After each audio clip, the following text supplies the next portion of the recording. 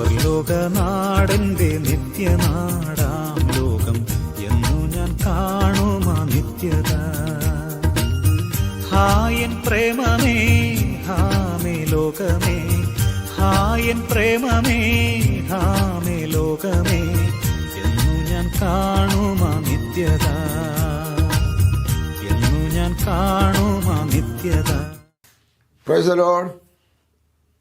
Grace മിനിസ്ട്രീസിൻ്റെ സ്വാതന്ത്ര്യ സന്ദേശം എന്ന ഞങ്ങളുടെ TV പ്രോഗ്രാമിലേക്ക് ബഹുമാനപ്പെട്ട എല്ലാ ശ്രോതാക്കളെയും കർത്താവിൻ്റെ നാമത്തിൽ സ്വാഗതം ആശംസിക്കുന്നു. എല്ലാവർക്കും ഞങ്ങളുടെ ടീമിൻ്റെ വന്ദനം അറിയിക്കുന്നു. പുതുവർഷത്തിലെ രണ്ടാമത്തെ ദിവസം എന്ന നിലയിൽ ഒരിക്കൽ കൂടെ നിങ്ങളോട് അടുത്ത് വരുവാൻ, നിങ്ങളെ വചനത്താൽ കണ്ടെത്തുവാൻ എനിക്ക് ദൈവം ഒരു അവസരം കൂടെ തന്നതിന് ഞാൻ ദൈവത്തിൽ സ്തോത്രം ചെയ്യുന്നു. കർത്താവ് നമ്മെ ധാരാളമായിട്ട് അനുഗ്രഹിക്കട്ടെ. ഇന്നത്തെ നമ്മുടെ ചിന്ത, യേശു ലോകത്തിൽ എങ്ങനെ വന്നു, അഥവാ എന്താണ് ഉദ്ദേശം, അതിൻ്റെ സംക്ഷിപ്ത ചുരുക്കം എന്ന് പറഞ്ഞാൽ പ്രസക്ത കാര്യങ്ങൾ മാത്രം. അത് ഞാൻ കൊടുത്തിരിക്കുന്ന തലവാചകം എങ്ങനെയാണ്? മനുഷ്യരെ സ്വർഗത്തിലെത്തിക്കാൻ ദൈവം ഇട്ടുതന്ന ഒരു പാലം കാണാം. നമ്മെ ദൈവരാജ്യത്തെത്തിക്കുവാൻ വേണ്ടി ദൈവം ഇട്ടുതന്ന ദൈവത്തിൻ്റെ ഒരു പാലം, സ്വർഗത്തിൽ നിന്ന് ഭൂമിയിലേക്ക് ഇട്ടുതന്ന പാലം. ഓക്കെ, നമുക്കതിനു വേണ്ടി അപ്പോസ്തലപ്രവൃത്തി പുസ്തകം 2-ാം അധ്യായം 22-23 വാക്യങ്ങൾ വായിക്കാം. ഇസ്രായേൽ പുരുഷന്മാരെ, ഈ വചനം കേട്ടുകൊള്ളുവിൻ. ഇസ്രായേൽ പുരുഷന്മാരെ, ഈ വചനം കേട്ടുകൊള്ളുവിൻ.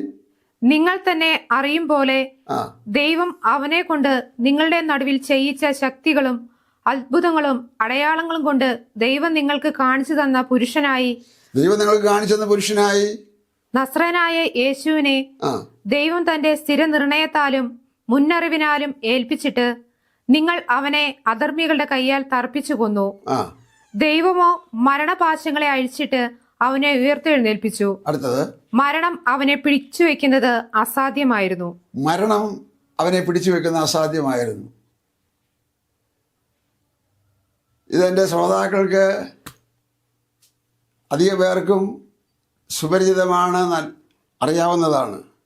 പോകട്ടെ, എന്നാൽ സഹോദരന്മാരെ, സഹോദരങ്ങളെ, ദൈവം മനുഷ്യർക്ക് കാണിച്ചു കൊടുത്തു എന്ന്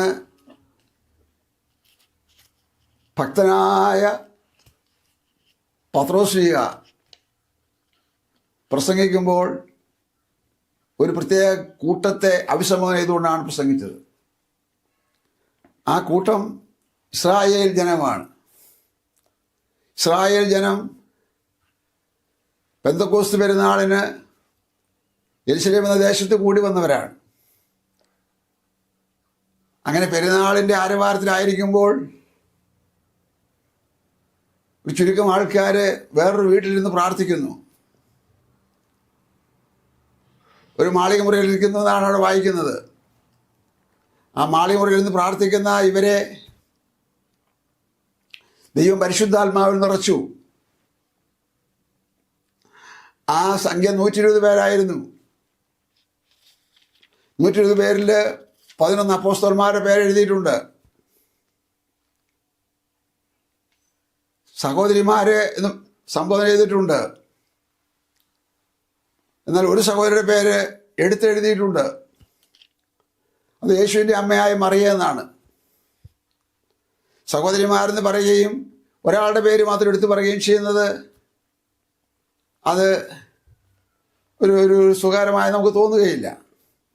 അതിന് വലിയ ദൈവത്തിന് ഉദ്ദേശമുണ്ട്. ഞാൻ ഒറ്റ വാക്കിൽ വേഗം പറഞ്ഞു പോവുകയാണ്.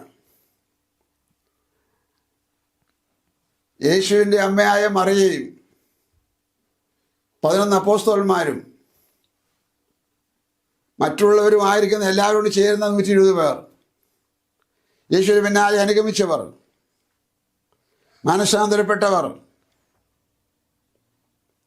യോഹന്നാൻ സ്നാപകൻ സ്നാനപ്പെടുത്തിയവർ, യേശു സ്നാനപ്പെടുത്തിയവർ, ഇങ്ങനെ എല്ലാമാകുന്ന ഒരു കൂട്ടത്തിനെയാണ് 120 പേരെന്ന് പറയുന്നത്. 11 അപ്പോസ്തലന്മാരെ പറയുന്നത് ശരിയല്ല എന്ന് നിങ്ങൾക്ക് തോന്നാൻ കാരണമുണ്ടാകാം. പക്ഷെ അത് വിഷയമല്ല. ഒരാൾ യേശുവിനെ ഒറ്റി കൊടുത്തിട്ട് പൈസയൊക്കെ വാങ്ങി കയ്യിൽ സൂക്ഷിക്കുന്നു, അല്ലെങ്കിൽ വീട്ടിൽ വെച്ചിരിക്കുന്നു മനസ്സിലാക്കാം. പക്ഷേ അപ്പോൾ മുതൽ തൻ്റെ ഹൃദയത്തിനെ കുത്തുകൊണ്ടു. ആരും പറഞ്ഞിട്ടില്ല. എനിക്ക് തോന്നി മനസ്സാക്ഷി കുറ്റപ്പെടുത്തി. അവിടെ ഒരു വാക്ക് നിർത്തി പറഞ്ഞിട്ട് ഞാൻ മുന്നോട്ട് വരട്ടെ. 3 കോടതിയുണ്ട് നമ്മുടെ മുമ്പിൽ. ആദ്യത്തെ കോടതി മനസ്സാക്ഷി എന്ന കോടതിയാണ്. രണ്ടാമത്തെ കോടതി ലോക സമൂഹത്തിലെ കോടതിയാണ്. മൂന്നാമത്തെ കോടതി ദൈവത്തിൻ്റെ കോടതിയാണ്. മനസ്സാക്ഷി എന്ന കോടതി യൂദ എന്ന് പറയുന്ന ഈസ്കര്യോത്ത യൂദാവിനെ കുറ്റപ്പെടുത്തി. ആ മനുഷ്യൻ ഈ പണവുമായി തിരികെ പണം കൊടുത്തവരുടെ അരികിൽ ചെന്നു. അത് പള്ളിക്കാരും മഹാപുരോഹിത സംഘമൊക്കെ ആയിരുന്നു. അവർ ചോദിച്ചു, അത് ഞങ്ങൾക്കെന്ത്, നീ തന്നെ നോക്കിക്കൊള്ളുക. അവർ കൈവഴിഞ്ഞു, അവർ കൈവിട്ടു. യൂദയ്ക്ക് അവിടെ വാതിലടഞ്ഞു. യൂദയ്ക്ക് സ്വസ്ഥതയില്ല. ഒരു ദിവസം മുമ്പോട്ട് പോകാൻ പറ്റുന്നില്ല. അതുകൊണ്ടെന്ന് ദൈവാലയത്തിലേക്ക് എറിഞ്ഞു. ഇവൻ വാങ്ങിയ പണം കൊണ്ട് എറിഞ്ഞു, പോയി തൂങ്ങിച്ചത്. യേശുവിൻ്റെ അപ്പോസ്തലന്മാരായിരുന്നവരിൽ ഒരാൾ തൂങ്ങി മരിക്കുകയെ. വഴി വിട്ടാൽ പിന്നെ എല്ലാം ഇതാ സ്ഥിതി. ഞാൻ അവിടെ നിൽക്കുന്നില്ല. അങ്ങനെയാണ് ഒരാൾ കുറഞ്ഞിട്ട് 11 അപ്പോസ്തലന്മാരെ പറഞ്ഞത്. പിന്നെ എടുത്തു പറയുന്ന ഒരു പേരാണ് മറിയ, യേശുവിൻ്റെ അമ്മയായ മറിയ. അപ്പോൾ 12 ബാക്കി 108 പേരും ഇരിക്കുന്നത് പരിശുദ്ധാത്മാഭിഷേകം പ്രാപിക്കാനാണ്. ആ 108 പേർക്കും പരിശുദ്ധാത്മാഭിഷേകം കൊടുക്കുന്നതും അയക്കുന്നതും കർത്താവായ യേശു ക്രിസ്തുവാണ്. അവർ പ്രാപിക്കാനിരിക്കുന്ന കൂട്ടത്തിൽ യേശുവിൻ്റെ അമ്മയായ മറിയയും വരുന്നു. യേശുവിനെ തിരഞ്ഞെടുക്കപ്പെട്ട ശിഷ്യന്മാരായിരുന്ന 3.5 വർഷം കൊണ്ടു നടന്ന സർവീസുള്ളവരായ അപ്പോസ്തലന്മാരും 11 പേരിരുന്നു. ഓർക്കുക, ഇവരെല്ലാം ദൈവത്തിന് തുല്യരാണ്. ആത്മീയ വിഷയത്തിലൂടെ തുല്യരാണ്. പരിശുദ്ധാത്മാവിൻ്റെ ആവശ്യകത പിന്നാലെ വരുന്ന എപ്പിസോഡിൽ വരും. അതുകൊണ്ടിപ്പോൾ അതോടെ സസ്പെൻസ് ചെയ്ത് നിർത്തുകയാണ്. എല്ലാവർക്കും പരിശുദ്ധാത്മാവ് വേണം. അപ്പോസ്തലപ്രവൃത്തി 2-ാം അധ്യായത്തിൻ്റെ 4-ാം വാക്യത്തിൽ നോക്കിയ ഒരു കാര്യം കാണാം.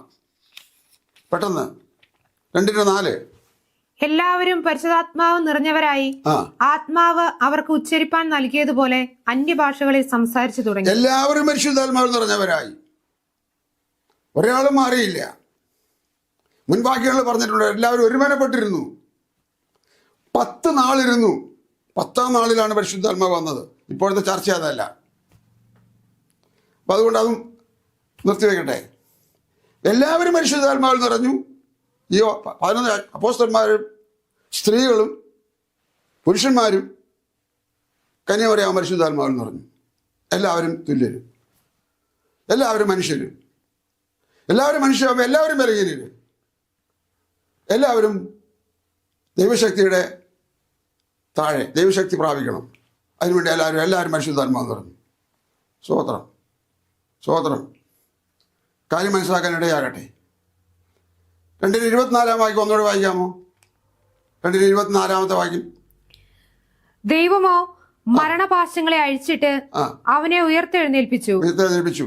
മരണം അവനെ പിടിച്ചു വെക്കുന്നത് അസാധ്യമായിരുന്നു. മരണം യേശുവിന് മുമ്പിൽ ജയിച്ചോ തോറ്റോ? യേശു മരണത്തിന് മുമ്പിൽ തോറ്റോ ജയിച്ചോ?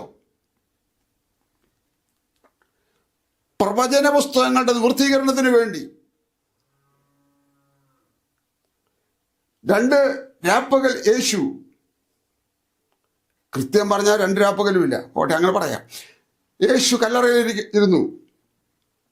3-ാം നാൾ പ്രഭാതത്തിൽ യേശു ഉയർത്തെഴുന്നേറ്റു. മരണം യേശുവിനെ പിടിച്ചു വെക്കുന്ന അസാധ്യമായിരുന്നു. അങ്ങനെ മരണം തോറ്റ ഇടം, യേശു ജയിച്ച ഇടം, ആ യേശുവിൻ്റെ മരണത്തെക്കുറിച്ചൊന്നും പറഞ്ഞില്ലെങ്കിൽ ഈ സന്ദേശം ക്ലിയർ ആകുകയില്ല. മത്തായിയുടെ സുവിശേഷം 27-ാം അധ്യായം 45 മുതൽ 56 വരെയുള്ള വാക്യങ്ങളിൽ 9 കൂട്ടം കാര്യങ്ങളെ കാണാം. ആർക്കും വായിച്ചാൽ കാണാം. ശ്രദ്ധിച്ച് വായിക്കണമെന്നേ ഉള്ളൂ. ആ സന്ദർഭം ഏതായിരുന്നു എന്ന് പറഞ്ഞേച്ച് വരാം. 50-ാം വാക്യം, മത്തായിയുടെ സുവിശേഷം 27:50. യേശു പിന്നെയും ഉറക്കെ നിലവിളിച്ചു പ്രാണന വിട്ടു. അപ്പോൾ മന്ദിരത്തിലെ തിരശ്ശീല മേൽത്തൊട്ട് അടിയോളം 2 ചീന്തിപ്പോയി. ഞാൻ പറയുമ്പോൾ താഴെ വായിച്ചു തരണം. അപ്പോൾ യേശു ഉറക്കം നിലവിളിച്ച് പ്രാണനെ വിട്ടു. യേശുവിൻ്റെ മരണ വാർത്ത സമാപന സന്ദേശം എന്ന പോലെ മത്തായി അത് സവിസ്തരമായി എഴുതിയപ്പോൾ 45 മുതൽ 56 വരെയുള്ള ഖണ്ഡിക വായിച്ചാൽ നിങ്ങൾക്ക് കാണാം. ഞാനതൊന്ന് പറഞ്ഞേച്ച് വായിപ്പിക്കാം. ദൈവാലയത്തെ തിരശ്ശീല മുഖത്തൊട്ടടിയിൽ 2 ചീന്തി.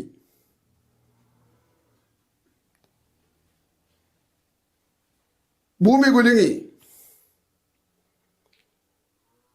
പാറകൾ പിളർന്നു, മരിച്ച വിശുദ്ധന്മാരുടെ ചില കല്ലറകൾ തുറക്കപ്പെട്ടു. അവരെ പട്ടണത്തിൽ പിന്നെ കണ്ടു.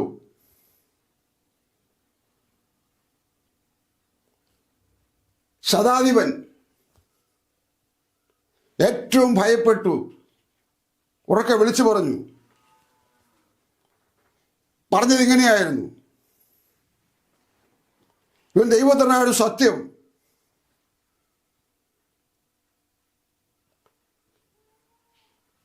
ഒട്ടനവധി സ്ത്രീകൾ ഇങ്ങോട്ട് അടുക്കാൻ വയ്യാത്തതുകൊണ്ട് ദൂരത്തു നിന്നത് കണ്ടു. 45-ാം വാക്യത്തിൽ പറയുന്നത് വായിക്കാൻ പറ്റുമോ? 27-45. 6-ാം മണി നേരം മുതൽ 9-ാം മണി നേരം വരെ ദേശത്തെല്ലാം ഇരുട്ടുണ്ടായി. 6-ാം മണി നേരം മുതൽ 9-ാം മണി നേരം വരെ ദേശത്തെല്ലാം ഇരുട്ടുണ്ടായി എന്ന് പറഞ്ഞാൽ നമ്മുടെ 6-ാം മണിയല്ല, അഥവാ ഈ യുഗത്തിലെ 6-ാം മണിയല്ല. യഹൂദന്മാരുടെ കാലത്തിൽ നേരം വിളിക്കുമ്പോൾ 1 മണി, രാത്രിയാകുമ്പോൾ 12 മണി. അങ്ങനെ വരുന്ന സമയത്തിൽ 6-ാം മണി നേരം മുതൽ 9-ാം മണി നേരം വരെ, ഉച്ച മുതൽ 3 മണി വരെ. 6-ാം മണി ഉച്ച, 9-ാം മണി 3 മണി, നമ്മുടെ 3 മണി. ദേശത്തിൽ ഇരുട്ടുണ്ടായി. ബഹുമാന പുരസ്സരം ഭയാദരവോടുകൂടെ, ദൈവഭയത്തോടുകൂടെ ഞാനൊന്ന് ഓർമ്മപ്പെടുത്തട്ടെ. 2025 ഒടുവിലേക്ക് എത്തിയപ്പോൾ ദർശനദ്വാര എനിക്ക് വെളിപ്പെട്ടതായ കാര്യം, 3 മണിക്കൂർ നേരം ആകാശമണ്ഡലം, സൂര്യചന്ദ്ര നക്ഷത്രാദികൾ പണിമുടക്കി.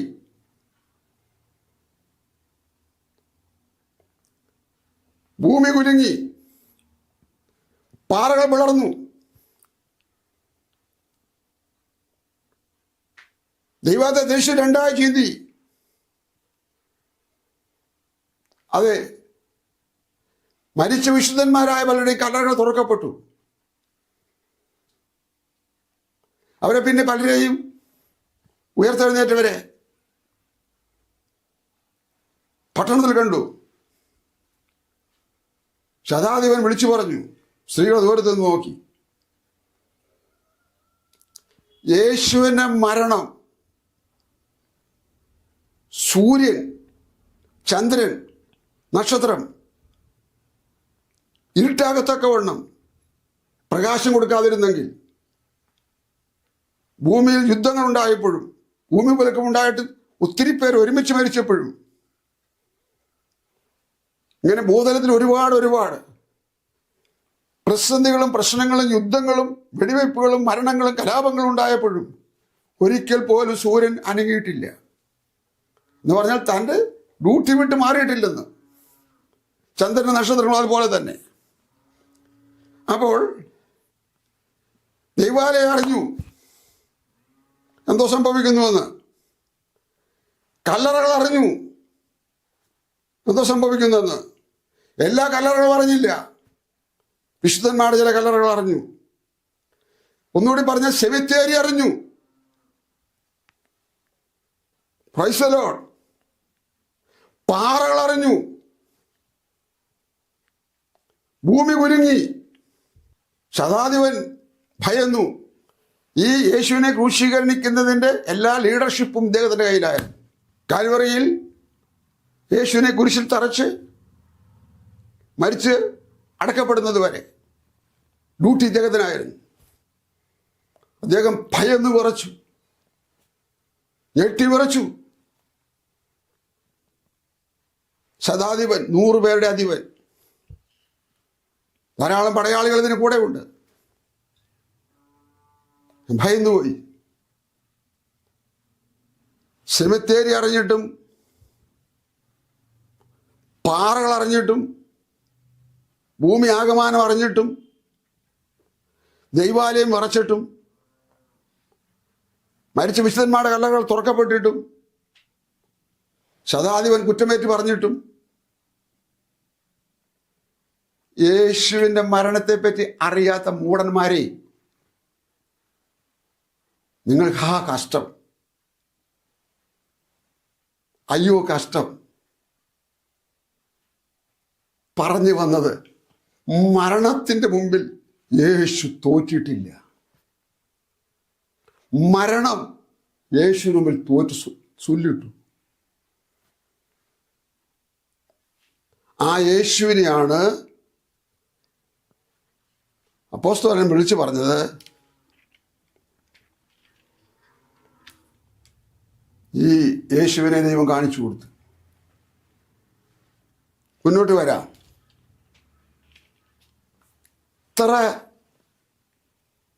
എത്രയോ പേരെ ആ കാൽവറിയിൽ കൊല ചെയ്തിട്ടുണ്ട്. കുറ്റവാളികളെ ശിക്ഷിക്കുന്ന സ്ഥലമായിരുന്നു. ഞാൻ വിശദീകരിക്കുന്നില്ല. അവിടെ ഒന്നും ഈ സംഭവങ്ങളൊന്നും നടന്നിട്ടില്ല. അതുകൊണ്ട് ആരെങ്കിലുമൊക്കെ മരിക്കുമ്പോൾ എങ്ങനെ സംഭവിക്കുന്നു തെറ്റിദ്ധരിക്കരുത്. സ്വയനീതിക്ക് രക്ഷപ്പെടാൻ വേണ്ടി പറഞ്ഞു തീർക്കരുത്. പറഞ്ഞു വന്നത്, ഈ സ്ഥിതിയിലായിരുന്ന, ഈ അവസ്ഥയിൽ നമ്മൾ മനസ്സിലാക്കേണ്ടത്, യേശു ഇങ്ങനെ മരിക്കാനിടയായ സന്ദർഭം ലോകത്തിന് വേണ്ടി, മനുഷ്യകുലത്തിന് വേണ്ടി, അന്നുമുതൽ ഇന്നോളം അഥവാ കൃപായുഗം അവസാനിക്കുവോളമുള്ള സകല മനുഷ്യർക്കും വേണ്ടിയാണ് യേശു മരിച്ചത്. നിസ്സാരവൽക്കരിച്ച് അക്ഷരവുമായി, പരിചയമായി, പഴമയായി, പാരമ്പര്യമായി, തഴക്കമായി, പഴക്കമായി പറഞ്ഞു നടന്നിട്ട് പോരാ. അവൻ ആരായിരുന്നു, ഞാൻ ആരായിരുന്നു, ഈ 2 കാര്യം അറിയുന്നില്ലെങ്കിൽ 110 വയസ്സ് വരെ ജീവിച്ചിരുന്നിട്ടും ഞാൻ പണ്ടേ പാരമ്പര്യത്തിൻ്റെ ആളായിരുന്നു പറഞ്ഞ് ശവക്കുഴിയിലേക്ക് പോകുമ്പോൾ ഓർക്കണം എൻ്റെ ആത്മാവ് എവിടെ പോയി. ഇപ്പോൾ ഞാനത് വെളിപ്പെടുത്തുന്നില്ല, പിന്നാലെ പറയാം, അടുത്ത ചില ദിവസങ്ങൾക്കുള്ളിൽ പറയാം. കർത്താവ് സഹായിക്കട്ടെ. അപ്പോൾ അതുകൊണ്ട് നമ്മൾ ചിന്തിച്ച് പറഞ്ഞു വന്ന കാര്യം ഓർക്കാൻ സംഗതിയാകട്ടെ. യോഹന്നാൻ എഴുതിയ സുവിശേഷം 3-ാം അധ്യായം 16-ാമത്തെ വാക്യം, തന്റെ ഏകജാതനായ പുത്രനിൽ വിശ്വസിക്കുന്ന ഏവനും നശിച്ചു പോകാതെ നിത്യജീവൻ പ്രാപിക്കേണ്ടതിന് ദൈവം അവനെ നൽകുവാൻ തക്കവണ്ണം ലോകത്തെ സ്നേഹിച്ചു. ദൈവം ലോകത്തെ സ്നേഹിച്ചു. നിങ്ങൾ അംഗീകരിക്കുമോ? അംഗീകരിക്കുമോ? എനിക്കൊരുറപ്പുമില്ല അംഗീകരിക്കുമെന്ന്. കാരണം ഈ പ്രായം വരെ ജീവിച്ചിട്ട് ധാരാളം മനുഷ്യരുമായിട്ട്, ആയിരക്കണക്കിന് ആൾക്കാരുമായിട്ട് ഇടപഴകാൻ സംഗതി വന്നിട്ടുണ്ട്. അതിനകത്ത് എല്ലാ സമൂഹത്തിൽപ്പെട്ടവരുണ്ട്. പക്ഷേ ഇതവർ അംഗീകരിച്ചോ? ഞാൻ ആ വാക്യമൊന്ന് പറയാം. തൻ്റെ ഏകജാതനായ പുത്രനിൽ വിശ്വസിക്കുന്നവർക്ക് നിത്യജീവൻ നൽകേണ്ടതിന് ദൈവം യേശുവിനെ നൽകുവാൻ തക്കവണ്ണം ലോകത്തെ സ്നേഹിച്ചു.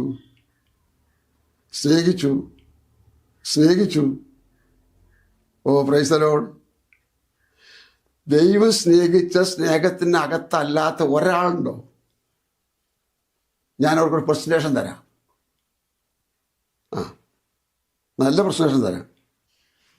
നീ തെളിയിക്കണം എന്നെ ദൈവം സ്നേഹിച്ചില്ലെന്ന്. ലോകത്തെ സ്നേഹിച്ചു എന്നാണ് പറഞ്ഞ്. മണ്ണും മരവും സ്നേഹിച്ചു എന്നല്ല പറഞ്ഞ്. കല്ലും വാഹനങ്ങളും കൊണ്ട് ഉള്ള ലോകത്തെ സ്നേഹിച്ചു എന്നല്ല പറഞ്ഞ്. മനുഷ്യനെ സ്നേഹിച്ചു എന്നാണ് അതിൻ്റെ അർത്ഥം. യോഹന്നായ സുവിശേഷം 14-ാം അധ്യായത്തിൻ്റെ 23-24 വാക്യം ഒന്ന് വായിച്ച്. യേശു അവനോട്, എന്നെ സ്നേഹിക്കുന്നവൻ എന്റെ വചനം പ്രമാണിക്കും. എന്റെ പിതാവ് അവനെ സ്നേഹിക്കും. ഞങ്ങൾ അവന്റെ അടുക്കൽ വന്ന് അവനോടുകൂടെ വാസം ചെയ്യും. ദൈവം എന്നെ സ്നേഹിച്ചെങ്കിൽ പറഞ്ഞു തീർക്കുകയാണോ ചെയ്തേ? എഴുതി കാണിക്കുകയാണോ ചെയ്തേ? അല്ല മറ്റെന്തെങ്കിലും ഒരു പ്രചരണം നടത്തുകയാണോ ചെയ്തേ? ചെലവിട്ടോ? യേശു മനുഷ്യനെ സ്നേഹിച്ച സ്നേഹത്തിൻ്റെ അടയാളം, പ്രതിധ്വനി ദൈവം ചെലവിട്ടോ? യേശു ചെലവിട്ടതാണ് സുവിശേഷങ്ങളിലെ തങ്കവാക്യമെന്ന് പറയുന്ന, സ്വർണ്ണ വചനമെന്ന് പറയുന്ന, പിതാക്കന്മാരും പണ്ഡിതരും അങ്ങനെയുള്ള വേദജ്ഞാനികളെല്ലാം പറയുന്ന യോഹന്നാൻ എഴുതിയ സുവിശേഷം 3:16. നൽകുവാൻ തക്കവണ്ണം ലോകത്തെ സ്നേഹിച്ചു. യേശു നൽകുവാൻ തക്കവണ്ണം ലോകത്തെ സ്നേഹിച്ചു. മനുഷ്യനെ അവൻ്റെ പാപത്തിൽ നിന്ന് ഉദ്ധരിക്കുവാൻ ദൈവത്തിൻ്റെ മുമ്പിൽ വേറൊരു പദ്ധതി നോക്കിയിട്ടില്ല. സ്വർഗത്തിൻ്റെ പ്രഥമ സ്വത്തായിരിക്കുന്ന, ധനമായിരിക്കുന്ന, എല്ലാമായിരിക്കുന്ന, യേശു മുഖാന്തരം എല്ലാം ഉണ്ടാക്കപ്പെട്ടതായ ആ ദൈവത്തോട് സമത്വമുള്ളവരായിരുന്നു യേശു നൽകാൻ തക്കവണ്ണം ദൈവം ലോകത്തെ സ്നേഹിച്ചു. ആ സ്നേഹത്തെക്കുറിച്ച് പറയുകയാണ്, നിങ്ങൾ എന്നെ സ്നേഹിക്കുന്നെങ്കിൽ എൻ്റെ കൽപ്പനകളെ കാത്തുകൊള്ളൂ. ഒരാൾ ദൈവത്തിൻ്റെ വകയാണെന്ന്, നിത്യജീവൻ്റെ ഓഹരിക്കാരനാണെന്ന് എങ്ങനെ തിരിച്ചറിയും? 1000 പ്രാവശ്യം 10,000 ആണായിട്ട് പറയാം. ദൈവകൽപ്പന പ്രമാണിക്കാതെ ഒറ്റയാൾ ദൈവത്തെ സ്നേഹിക്കുന്നില്ല. ദൈവത്തെ സ്നേഹിക്കുന്നതിന് ഈ ഓഫർ എന്താണ്? 24-ാം വാക്യം 14-24 ദൈവത്തെ സ്നേഹിക്കുന്നതിൻ്റെ ഓഫർ എന്താണ്? ദൈവത്തിൻ്റെ ഓഫർ എന്താണ്? എന്നെ സ്നേഹിക്കാത്തവൻ എന്റെ വചനം പ്രമാണിക്കുന്നില്ല. നിങ്ങൾ കേൾക്കുന്ന വചനം എന്റേതല്ല, എന്നെ അയച്ച പിതാവിൻ്റെത് അത്രേ എന്ന് ഉത്തരം പറഞ്ഞു. 14-24 നോക്കിയാട്ടെ. യേശു അവനോട്, എന്നെ സ്നേഹിക്കുന്നവൻ എന്റെ വചനം പ്രമാണിക്കും. എന്റെ പിതാവ് അവനെ സ്നേഹിക്കും. ഞങ്ങൾ അവന്റെ അടുക്കൽ വന്ന് അവനോട് കൂടെ വാസം ചെയ്യും. ഞങ്ങൾ അവന്റെ അടുക്കൽ വന്ന് അവനോട് കൂടെ വാസം ചെയ്യും. ആരാണ് ഞങ്ങൾ? ഞാനും എൻ്റെ പിതാവും. പിതാവാണ് യേശു ക്രിസ്തു. അവന്റെ അടുക്കൽ വന്ന് അവനോട് വാസം ചെയ്യും. കഴിഞ്ഞ എപ്പിസോഡ് നമ്മൾ ചിന്തിച്ചില്ല, കേട്ടില്ല, പറഞ്ഞില്ല. ഞാൻ ഈ പുതുവർഷം നമുക്ക് പുത്തനായിട്ട് യേശുവിനോടൊപ്പം ദൈവത്തോടൊപ്പം യാത്ര തുടരാമെന്ന് പറഞ്ഞില്ലേ? ആ യാത്രയുടെ സമാപനം നിത്യതയാകുന്ന ദൈവരാജ്യമാണ്.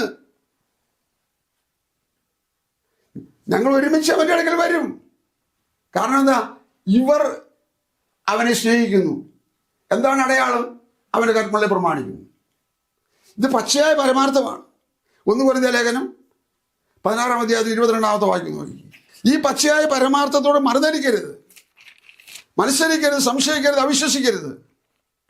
അതൊരു യാഥാർത്ഥ്യമാണ്, അത് അനുഭവമാണ്. പുസ്തകത്തിലെ താളുകളിൽ സവിസ്തരമായി കുറിച്ചിരിക്കുന്നതാണ്. അപ്പോൾ നമുക്ക് ആ സ്നേഹത്തിൻ്റെ പ്രതിധ്വനി കേൾക്കാം. സ്തോത്രം, സ്തോത്രം, സ്തോത്രം, സ്തോത്രം. പൗലോസായ എന്റെ കയ്യാൽ വന്ദനം. കർത്താവിനെ സ്നേഹിക്കാത്തവൻ ഏവനും ശപിക്കപ്പെട്ടവൻ. വീട്ടിൽ ശാപമുണ്ടോ?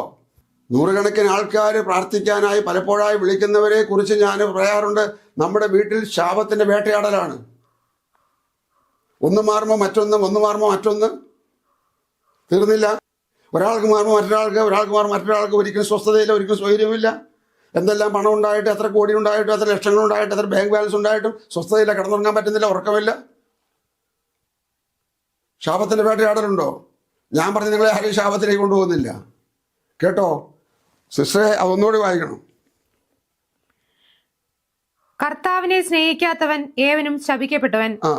നമ്മുടെ കർത്താവ് വരുന്നു. കർത്താവായ മതി. കർത്താവിനെ സ്നേഹിക്കാത്ത ഏവനും ദൈവമുമ്പാകെ യേശുവിനെ ലോകത്തിലേക്ക് തന്ന് ആ വിധത്തിൽ പീഡനം സഹിച്ച് മനുഷ്യകുലത്തിൻ്റെ പാപം സ്വന്തം ചുമലിൽ ഏറ്റെടുത്തുകൊണ്ട് ക്രൂശിൽ മരിക്കുവാൻ തയ്യാറായി, ക്രൂശിൽ മരിക്കാൻ ഇടയാക്കിയ ആ മഹാസ്നേഹത്തെ ഞാൻ എൻ്റേതാക്കി തീർക്കുന്നില്ലെങ്കിൽ, എൻ്റെ പകരത്തിനാക്കി തീർക്കുന്നില്ലെങ്കിൽ, എനിക്ക് പകരം യേശു മരിച്ചെന്ന് അംഗീകരിക്കുന്നില്ലെങ്കിൽ, അയ്യോ എങ്ങനെ രക്ഷപ്പെടും? വേറെ യേശുവിനെ സ്നേഹിക്കാത്ത ഏവനും ശപിക്കപ്പെട്ടവൻ. ശാപത്തിൻ്റെ ശക്തി വ്യക്തിയെ ഭരിക്കുന്നു. ശാപത്തിൻ്റെ ശക്തി ഭവനത്തെ ഭരിക്കുന്നു. ശാപത്തിൻ്റെ ശക്തി ഐക്യതയെ തകർക്കുന്നു, ഐശ്വര്യത്തെ ഇല്ലാതാക്കുന്നു. ഭിന്നതയും കലഹവും എന്ന് വേണ്ട, ഒട്ടു വളരെ കാര്യങ്ങളുടെ എല്ലാം പിറകിലെ വ്യാപാരം ശാപത്തിൻ്റെ വ്യാപാരമാണ്. വാക്കുകളെ ചുരുക്കാം. പറഞ്ഞു വന്ന കാര്യം മനസ്സിലാക്കാൻ ഇടയാകട്ടെ. എന്താണ് പറഞ്ഞു വന്നത്? സ്തോത്രം, സ്തോത്രം. സ്വർഗത്തിൽ നിന്ന് പിതാവായ ദൈവം ലോകത്തിലേക്ക് വെച്ച് തന്ന ഗോവണി, ദൈവം ഇട്ട പാലം, ഈ ശാപം പിടിച്ച ലോകത്തു നിന്ന് പൂർണ്ണതയുള്ള ദൈവരാജ്യമാകുന്ന നിത്യതയിലേക്കുള്ള പാലം. അല്ല, ഇവിടെ നിന്ന് അങ്ങോട്ടൊരു ഗോവണി. ഗോവണിയായാലും വേണ്ടില്ല, പാലമായാലും വേണ്ടില്ല, വേറെ വഴിയില്ല. യോഹന്നാൻ സുവിശേഷം 14:6. യോഹന്നാൻ 14:6 നോക്കാം, കേൾക്കാം. യേശു അവനോട്, ഞാൻ തന്നെ വഴിയും സത്യവും ജീവനും ആകുന്നു. ഞാൻ മുഖാന്തരമല്ലാതെ ആരും പിതാവിന്റെ അടുക്കൽ എത്തുന്നില്ല. ഞാൻ മുഖാന്തരമല്ലാതെ സ്വന്തം സൃഷ്ടാവിന്റെ അടുക്കൽ എത്തുകയില്ല. ഞാൻ മുഖാന്തരമല്ലാതെ ആത്മരക്ഷ പ്രാപിക്കത്തില്ല. ഞാൻ മുഖാന്തരമല്ലാതെ ദൈവരാജ്യത്തിൽ കടക്കത്തില്ല. ഞാൻ മുഖാന്തരമല്ലാതെ നിങ്ങൾക്ക് മോചനമില്ല, മോചനമില്ല. പിന്നാലെയുള്ള എപ്പിസോഡ് കേൾക്കുക. ശാന്തസുന്ദരമായിട്ട് എനിക്ക് പറ്റുന്ന വിധത്തിൽ എൻ്റെ പരിമിതിക്കകത്ത് നിന്നുകൊണ്ട് ഓരോന്നായി തെളിയിക്കുമ്പോൾ ഓർത്തുകൊള്ളുക. ഈ പുതിയ വർഷത്തിൽ ഈ പാലത്തെ കയറാം, ദൈവമിട്ട പാലം. ഈ പാലത്തെ കയറിയാൽ ഈ പാലത്തിൻ്റെ അങ്ങേത്തല ദൈവരാജ്യം, ഇങ്ങേത്തല ലോകരാജ്യം. മനസ്സിലാക്കാൻ ദൈവം നിങ്ങൾക്ക് കൃപ നൽകട്ടെ. അവനെ സ്നേഹിക്കാത്ത ഒരു ജീവിതം കൊണ്ട് നമുക്ക് ഒന്നും ഫലമില്ല. ഇവിടെ സുഖമില്ല, ഇവിടെ വിട്ടാൽ പിന്നെ നിത്യനരവും നിത്യാഗ്നിയുമാണ്. പ്രാർത്ഥിക്കാം. സ്വർഗീയ പിതാവേ, യേശു ക്രിസ്തുവിന്റെ ധന്യമായ നാമത്തിൽ ഈ പകൽ വചനം കേട്ടവരായ എല്ലാ പ്രിയപ്പെട്ടവർക്കായിട്ടും പ്രാർത്ഥിക്കുന്നു. ഇത് സബ്സ്ക്രൈബ് ചെയ്യുവാനും ഷെയർ ചെയ്യുവാനും മറ്റുള്ളവരോട് വ്യക്തിപരമായി പങ്കിടുവാനും ഈ പറയപ്പെട്ട തിരുവെഴുത്തുകൾ വായിച്ചു നോക്കുവാനും അങ്ങനെ കർത്താവും അങ്ങയുടെ സത്യവും ശുദ്ധവുമായ വചനവുമായിട്ട് ബന്ധപ്പെട്ട് ജീവിതത്തിൽ മാറ്റമുണ്ടാക്കിയെടുക്കുവാൻ ദൈവരാജ്യത്തിന് വേണ്ടി കർത്താവിൻ്റെ വരവിന് വേണ്ടി